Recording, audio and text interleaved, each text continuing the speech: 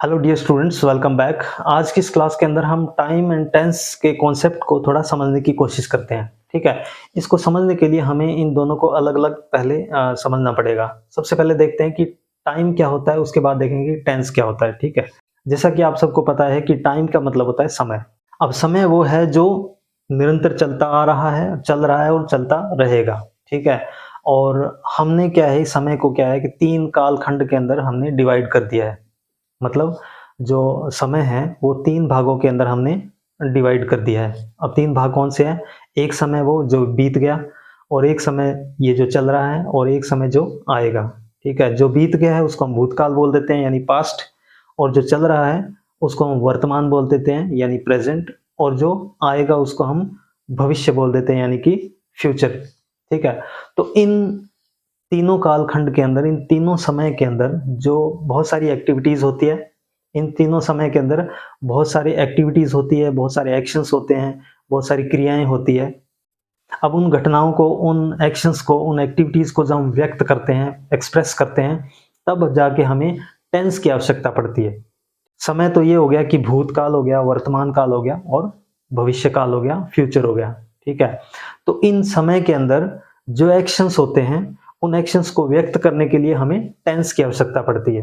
अब टेंस किसको बोलते हैं? टेंस जो फॉर्म ऑफ वर्ब होती है उसको टेंस बोल देते हैं। ठीक है, अब हम इसको थोड़ा और डिटेल में समझते हैं। देखो, अब टाइम है, टाइम का जैसे मैंने बताया कि पास्ट, प्रेजेंट और फ्यूचर।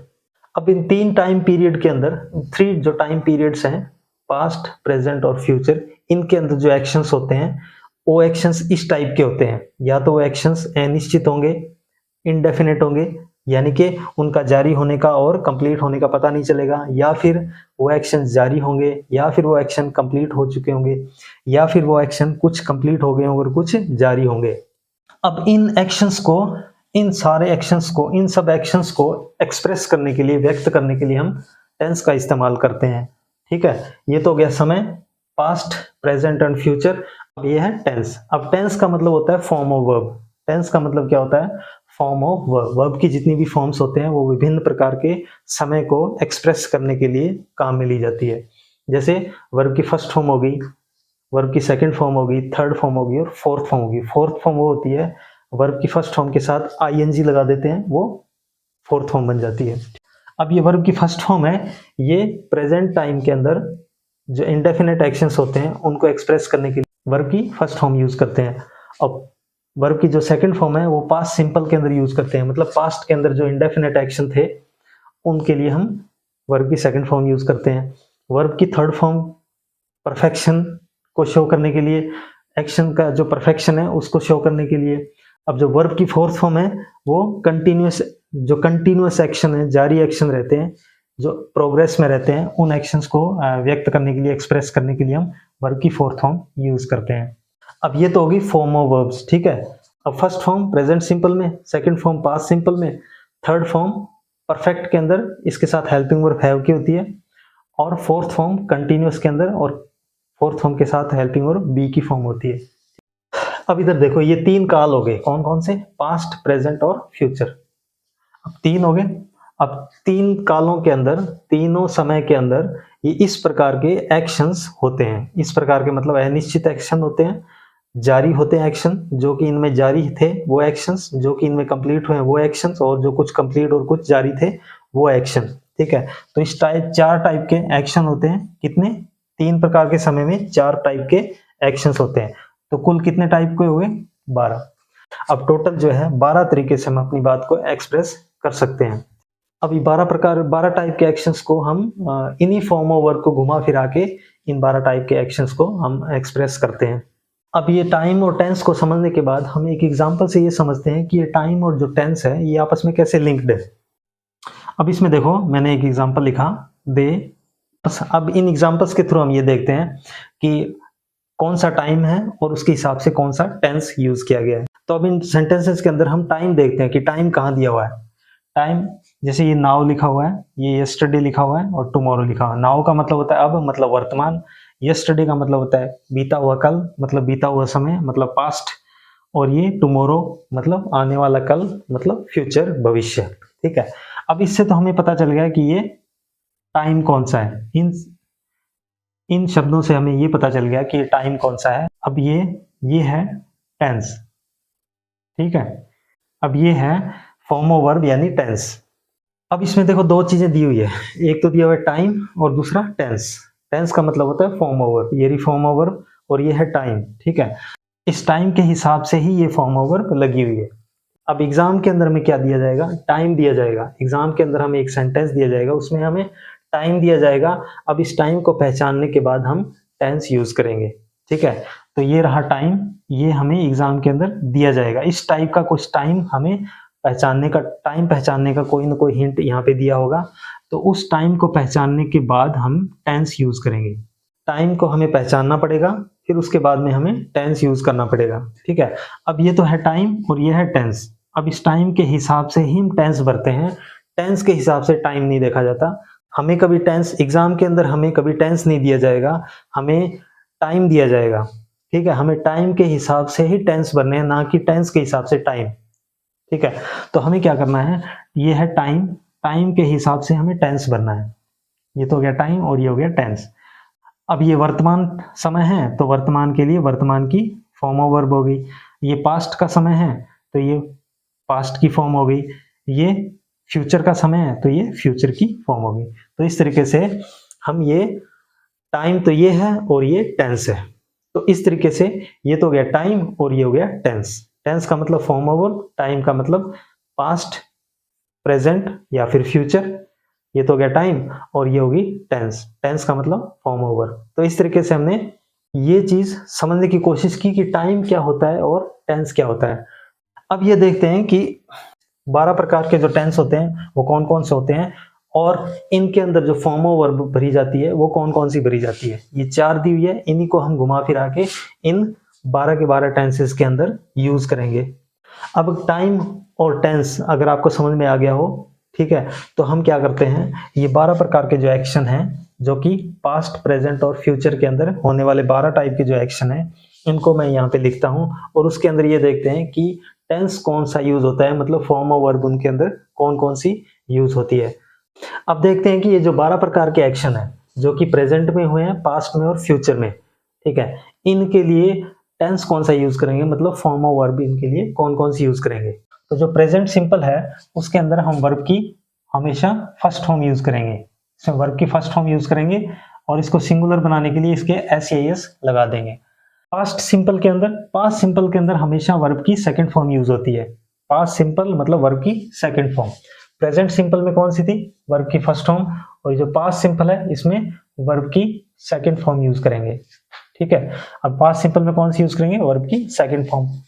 अब फ्यूचर सिंपल के अंदर भी वर्ब की फर्स्ट फॉर्म यूज करेंगे, लेकिन फ्यूचर के अंदर एक डेफिनेट हेल्पिंग वर्ब रहती है। फ्यूचर टेंस के अंदर एक फिक्स हेल्पिंग वर्ब रहती है, उसका नाम है विल या फिर शेल, ठीक है। शेल जो है वो आई और वी के साथ लग जाता है और बाकी सब्जेक्ट्स के साथ विल यूज होता है। तो मैं यहाँ पे विल ही लिख रहा हूँ, शेल और विल का आजकल यूज है वो सेम ही रहता है, ठीक है।